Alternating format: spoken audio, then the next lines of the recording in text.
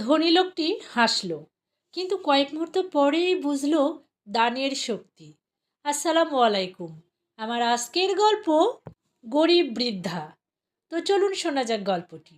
এক গ্রামে এক গরিব বৃদ্ধা বাস করতেন। নিজের জন্য কিছুই ছিল না, কিন্তু আল্লাহর ওপর তার ভরসা ছিল অটুট। প্রতিদিন সকালেই তিনি হাতে একটু খেজুর নিয়ে দরজার সামনে বসে থাকতেন। কেউ ক্ষুধার্ত বা পথিক এলে তিনি হাসি মুখে খেজুরটা দিয়ে দিতেন। একদিন গ্রামের ধনী একজন লোক হাসাহাসি করে বলল, মা, তোমার নিজের কিছুই নেই, তবুও দাও কেন? বৃদ্ধা শান্তভাবে বললেন, বাবা, আমি দেই না, আল্লাহ আমাকে দিয়ে দেওয়ান, আমি শুধু পৌঁছে দিই মাত্র। সেদিন বিকেলে হঠাৎ বৃষ্টি আর ঝড়ে ধনির গোয়াল ভেঙে গেল। সব কিছু নষ্ট হয়ে গেল। অসহায় হয়ে সে বৃদ্ধার কাছে আসলো।